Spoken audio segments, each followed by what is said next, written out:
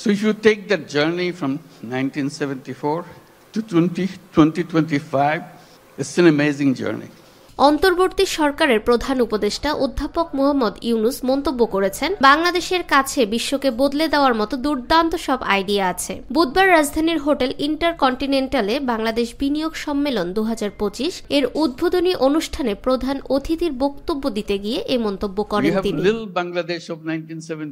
Doctor Yunus বলেন, বাংলাদেশে ব্যবসার ভালো সুযোগ রয়েছে। এই ব্যবসা শুধু বাংলাদেশের জন্য নয়, সারা পৃথিবীর জন্য সুযোগ তৈরি করতে পারে। উদাহরণস্বরূপ তিনি বলেন, একসময় ক্ষুদ্র ঋণ বাংলাদেশের একটি ক্ষুদ্র গ্রামে শুরু হলেও এখন এটি আমেরিকার সবচেয়ে বড় ব্যবসায় পরিণত হয়েছে। বাংলাদেশ বিনিয়োগ বোর্ডের আয়োজনে 4 দিনব্যাপী এই বিনিয়োগ সম্মেলন গত 7 এপ্রিল শুরু হলো। 9 এপ্রিল আনুষ্ঠানিকভাবে উদ্বোধন ঘোষণা করেন ডক্টর ইউনুস।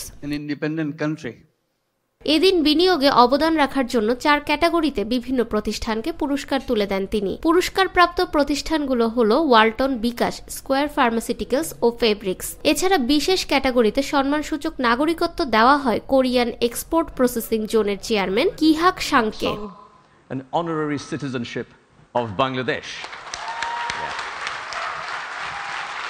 সম্মেলনের প্রথম 2 দিনে বেশ কয়েকটি সেক্টরে বিনিয়োগে আগ্রহ প্রকাশ করেছেন তারা। 4 দিনব্যাপী এই সম্মেলনে চীন, কোরিয়া, সুইজারল্যান্ড, যুক্তরাষ্ট্র সহ বিভিন্ন দেশের ব্যবসায়ী প্রতিনিধি অংশ নিয়েছেন। পাশাপাশি দেশের অর্থনৈতিক উন্নয়নে সহায়তা দিতে ঋণ প্রদানের প্রতিশ্রুতি দিয়েছে কয়েকটি বিদেশি ব্যাংক। ফাহমিদা বিনতে আনোয়ার, নিরপেক্ষ news desk, Dhaka. Today we are talking about 180 million people.